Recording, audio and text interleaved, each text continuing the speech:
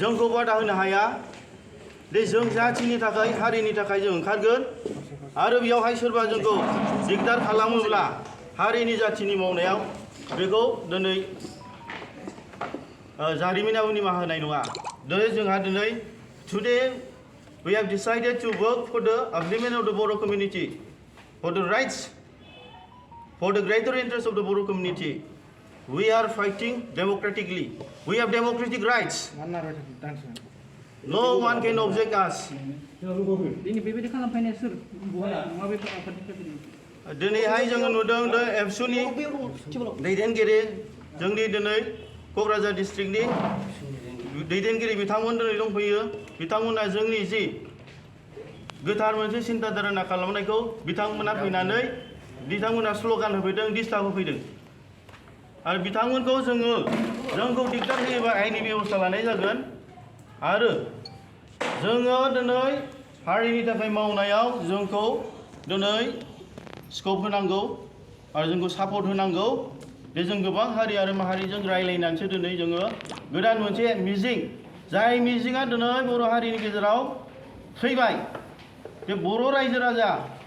दि जोंनि आलादा रायजोनि थाखाय दिनै मोनसे सिमां नुदोंमोन बे सिमांखौ दिनै बिटिआर एग्रिमेन्टनि गेजेरजों दिनै फोजोबनानै फैबाय बे सिमांखौ दिनै फोथांफिननोसो दिनै बिग्रायफिननोसो दिनै ओंखारदों आरो बे ओंखारनायाव जोंहा दिनै डेम'क्रेटिक राइट्स जोंहा दङ आरो बे डेम'क्रेटिक राइट्सखौ सोरबा दिनै होबथायोबा आयेननि बेबस्था लानाय जागोन आरो जोंबो दिनै रायजो राजाखौ लानानै जों नांफिनगोन जे नोंथांमोननि गोदानै दाजानाय दलनि मुङा मामोन आरो दिनै बिथांमोना माने नोंथांमोननि गोदानै दानाय दलखौ दिनै अप'ज खालामनो गोनां जादों उद्देश्यआ मा बिसोरनि दिनैहाय जोंहा बिटिआर एग्रिमेन्टनि उनाव दिनै जोंनि बर' हारिनि जि गेरेमसा हारि दानाय आलादा रायजो सोरजिनाय बेयो दिनै थैनानै थांबाय बे थैनानै थांनायखौ दिनै जों बोखांनो थाखाय गोबां दिनै बड'फा इउएन ब्रह्म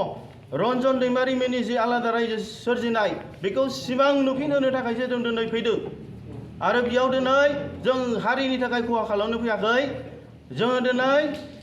हारिनि थामोनथा बर' हारिनि थांनानै थानो थाखाय बर' हारिनि दिनै उदांस्रिनि थाखाय बर' हारिनि दिनै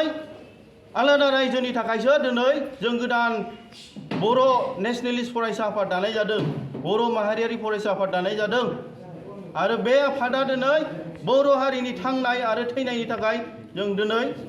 जोबजासिम जों मावलां